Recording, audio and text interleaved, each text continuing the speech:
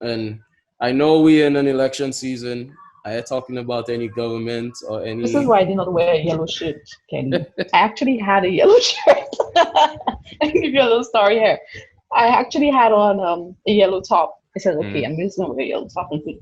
Then I'm being told, in this era, did you not see what happened to the other young person? And then I'm seeing videos, of Johnny LeBon and various other people, my friends, Rajan Montoot, and all these people who were being targeted because of what they wear or what they say or something like that. But yeah, so I just didn't wear my yellow shirt, but I'll be wearing my yellow shirt in the next episode, definitely. Oh my gosh, man! Why? Why are Or people? red or whatever color, right? Whether it be red, yellow, whatever color. I'm gonna wear my clothes. It's my clothes, okay? Just saying. She was. Listen, man. I have this chapter in George Road. So I wrote this short book called George Road, right? Mm-hmm. And there's this chapter which is actually based on a real story, but I'm not going to say the details of the real story because I don't want to be targeted, like you say. I don't want to become a I'll target. be I'll be finding out.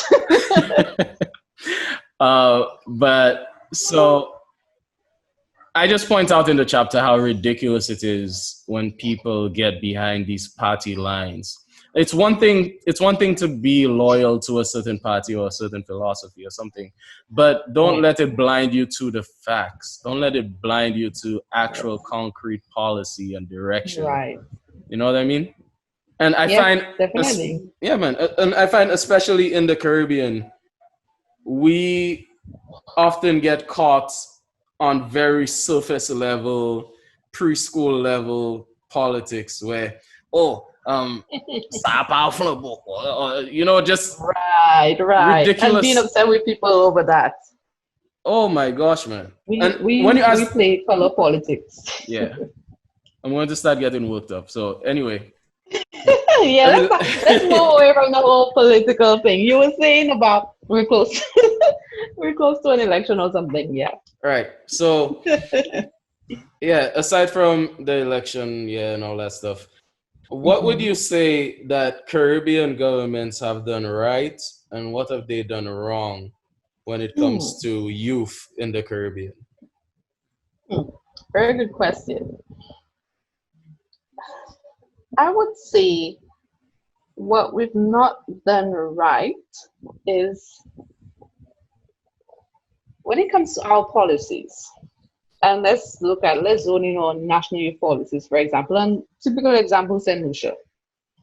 We are yet to have an established youth policy. Recently, I think in 2016, we drafted a new policy by Ms. Eversley was a consultant in that. And it was recently tabled to Parliament, from what I was told. Cabinet, it went through Cabinet, but it was rejected. Um, I think the National Youth Council did come out and ask questions with regards to that.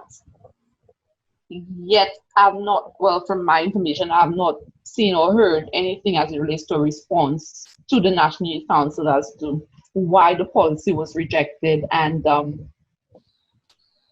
grant. So you need, if you're rejecting something, like they're saying, you need to be able to identify what parts, what's wrong. Let's go back, correct it, make the necessary adjustments, and propose it again. But last I was told, there was no feedback. So in just establishing a national youth policy for the individual countries, I think that is a necessity because that's where it all begins. If you don't have a national youth policy, you're basically having all these organizations and youth councils just operating a bit blindly, sort of, Right. without that document. You can't do much.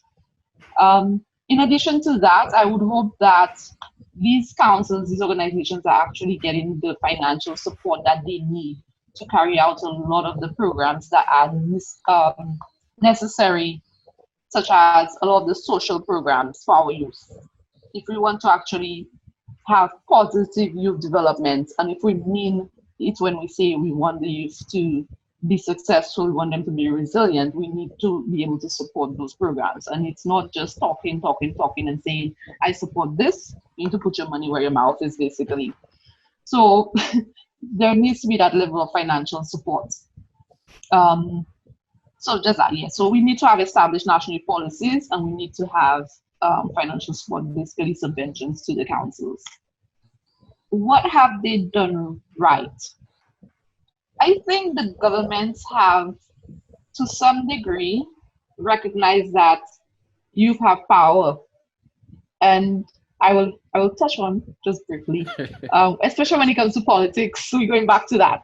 All right. So yeah, they've in recent years, I'm seeing they've recognized that the youth have power when it comes to politics. Because if you look at throughout the region, the trend with youth votes, it's happening in Guyana, it's happening in other countries, and it's happening in St. Lucia. Because last election, I think we had a larger youth turnout in voters. So they are recognizing that, and I think as it relates to whether they're being heard, I don't know. Because in as much as we've had more youth engagement and youth inclusion, having a seat at the table does not necessarily mean you're being taken seriously, All right. right? So I think that's where we stand when it comes to Caribbean governments, what they're doing right and what they're doing not doing so right. Um, yeah, there's a lot to be done though, apart from not just allowing us to be seated on boards and different meetings, but to actually take us seriously and hear our voice. We have the power, but for some reason it's just there's a gap between recognizing that power and actually being taken seriously. Yeah.